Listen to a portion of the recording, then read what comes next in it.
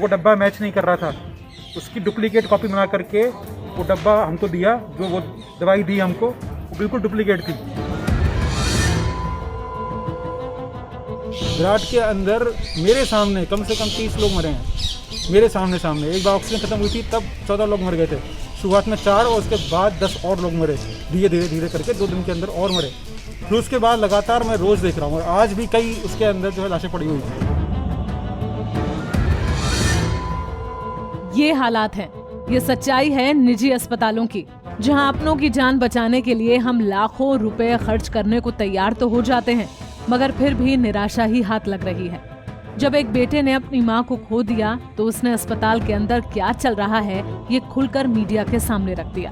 पूरा मामला रेवाड़ी का है, जहां कोरोना की वजह से इस शख्स की मां की मौत हो गई। अंतिम संस्कार करते वक्त बेटे से रहा नहीं गया और उसने अपनी आप बीती कैमरे पर कह दी। पीड़ित मनीष की मां ने तो जब उसकी मां को अस्पताल में भर्ती कराया गया था तो कोई परेशानी नहीं थी, मगर जैसे जैसे इलाज होता गया तबीयत बिगड़ती गई और आखिर में मां ने दम तोड़ दिया। ये जो डब्बा है मैंने उसकी वेबसाइट पे, मेन जो उसकी मतलब वेबसाइट है, मैंने उस पर जा करके देखा तो वो डब्बा मैच नहीं कर रहा था। उसकी डुप्लीकेट कॉपी बना करके वो डब्बा हमको दिया, जो वो दवाई दी हमको वो बिल्कुल डुप्लीकेट थी। ये बाद में हमको जो है वो पता लगा है। बाकी कोई इस पर मतलब बोलने को राजी नहीं है। कहाँ से लेके आए थे आप? किसने दी आपको ये जो ये दवाई हमें मिली थी विराट के जो नीचे मतलब डिस्पेंसरी है उससे ही मिली हमको।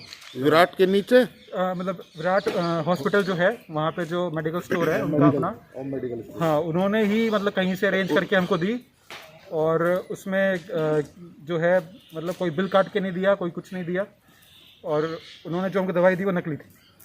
विराट के बाहर जो है वो जो नहीं, नहीं, जो विराट का अपना वाला जो है वहीं से ही हमने ली थी दवाई। कितने इंजेक्शन दिए आपने? हमने उनसे 6 कुछ इंजेक्शन लिए, किसी का कोई बिल नहीं दिया उन्होंने हमें। 6 के कितने पैसे दिए आपने? पैसे मतलब अलग अलग इंजेक्शन पे अलग अलग पैसे की डिमांड थी। कोई ऐसा नहीं था कि किसी एक इंजेक्शन पे एक प्राइस। उन्होंने कहा कि जब आएगा तब पैसे बताएंगे, तब आपको जो भी होगा प्राइस सबको देना पड़ेगा। और बाकी जो बेड्स के जो चार्जेस थे, क्या वो सही तरीके से? बिल्कुल भी सही तरीके से नहीं थे। बेड के चार्जेस से आप ये मान लो कि मैं पूरे दिन शाम को 6 बजे से लेकर के सुबह के 8 बजे तक मैं वहाँ रुकता था। 8 बजे से लेकर के शाम के 7 बजे तक मेरा भाई रुकता था। मतलब वहाँ पे कोई ना कोई एक हमारी साइड से होता था, लेकिन जो दवाई दी जा रही थी और जो चीज़ें वहाँ पे उनके पास में जो होती थी, जो इंजेक्शन वगैरह जो चीज़ दे रहे थे, वो जो उन्होंने लिख करके दी हैं, इतनी सारी चीज़ें मुझे वो कहीं मतलब मैच नहीं लग रहा है कि उससे मतलब मैच हो रहा होगा। इतना मुझे मतलब मेडिकल का मतलब नॉलेज नहीं है कि कौन कौन सी चीज़ें उन्होंने उसमें दी, लेकिन फिर भी जो बिल बना के दिया है एकदम से 3 लाख रुपए का बिल, 9 तारीख के आसपास उन्होंने जो मुझे मतलब बिल दिया था वो कुछ था 1,50,000 का। उसके बाद 2-3 दिन के अंदर आज 11वां दिन हो गया, 11वें दिन पे बिल 3 लाख हो गया। मतलब 9 दिन के अंदर बिल बना 1,50,000 रुपए, और बाकी 3 दिन के अंदर उन्होंने 1.5 लाख रुपए और उसके ऊपर जो है बिल बना दिया। मनीष का आरोप है कि अस्पताल में जो रेमडेसिविर इंजेक्शन दिया गया उसे तय दाम से ज्यादा कीमत पर बेचा गया, और इंजेक्शन असली था या नकली इस पर भी उन्हें शक है। अब ऐसे में जब मरीज को दी जाने वाली दवाइयां ही शक के घेरे में हैं, तो आप ही सोचिए मरीज जाए तो जाए कहां? मनीष ही नहीं, बाकी मरीजों के परिजनों ने भी अस्पताल के खिलाफ नाराजगी जताई है। पेशेंट था जी, कल ऑक्सीजन इनके पास दिन में कमी हो गई, इनके उसकी वजह से हमारा एक्सपायर हो गया। कल से उन्होंने 6:45 बजे हमें बताया, लेकिन ये बोला सुबह डेड बॉडी दे देंगे। अब तक इन्होंने हमें ना तो हमें डेड बॉडी दे रहे हैं, ना हमें एम्बुलेंस की सुविधा दिवा रहे। हमारे बच्चे तड़प रहे हैं, बाहर पड़े, छोटे छोटे बच्चे। देखो उसका बेटा है, मेरे भाई का बड़े भाई का लड़का है, और कभी कहते उससे बात करो, कभी कहते उससे बात करो, कभी सीएमओ से बात करो, ना हमारा कोई एक बार तो यही कह दिया इन्होंने कि मैं नहीं जानता किसी को भी, जाके सीधा पीएमओ से बात करो, मैं जानता ही नहीं। कौन बोला? यहाँ पे जो काउंटर में बैठा था, मैंने उसको कहा इरिटेट मत हो, मैंने उसको ये कहा इरिटेट मत हो, मुझे जवाब दे दे जैसा भी है, लेकिन उसने फिर कुछ जवाब नहीं दिया। मतलब हॉस्पिटल भी कहीं लापरवाही है? हॉस्पिटल के अंदर की बात, कोई जवाब नहीं दे रहा कि एम्बुलेंस आ रही है नहीं आ रही बात है। मैंने कहा सर इरिटेट मत हो मेरे से, मैं परेशान हूँ पहले से ही, मुझे ये बता दो कितना टाइम और लगेगा। सिर्फ यही बात कही गई कि मैं नहीं जानता, सीधी जाके पीएमओ से बात करो, मैं जानता ही नहीं। मेरी लड़की इसमें एडमिट है, वो झटपट आ रही है जी, उसके इलाज के लिए ये कह रहे हैं कहीं भी ले जाओ, ये कोई मतलब है? पैसे पूरे ले रहे, पर उसके पास हॉस्पिटल में जो है ना सरकार पूरा धोखा कर रही है गरीबों के लिए।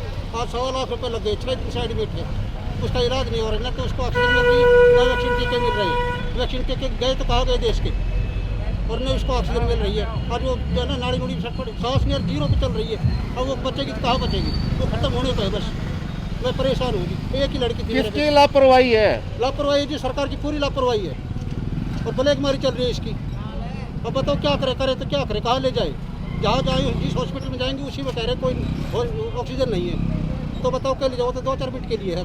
मैं परेशान हूँ, मेरे खुद उससे पहले प्राण मेरा निकलने को है, एक बच्ची है बस। उधर जब निजी अस्पताल के हालातों को लेकर जब जिला प्रशासन और स्वास्थ्य विभाग से बातचीत की गई तो उन्होंने कहा कि अगर इस तरह की कोई शिकायत मिलेगी तो वो जरूर इस पर कार्रवाई करेंगे। अगर कोई कंप्लेंट हमारे पास आएगी जिसमें सरकार के नियमों की उल्लंघना होगी तो उसकी जरूर जांच होगी, क्यों नहीं? ठीक है। ये कोई पहला मामला नहीं है जब इस महामारी में इस अस्पताल पर ऐसे आरोप लगे हों। लगातार ऐसे आरोपों को लेकर ये अस्पताल अब सुर्खियों में बना हुआ है। हालांकि प्रशासन का कहना है कि शिकायत मिलने के बाद अस्पताल के खिलाफ जरूरी कार्रवाई की जाएगी। रेवाड़ी से महेंद्र भारती, पंजाब केसरी टीवी। हमसे जुड़े रहने के लिए हमारे YouTube चैनल को सब्सक्राइब करें और नई वीडियो की नोटिफिकेशन के लिए बेल आइकॉन को दबाएं।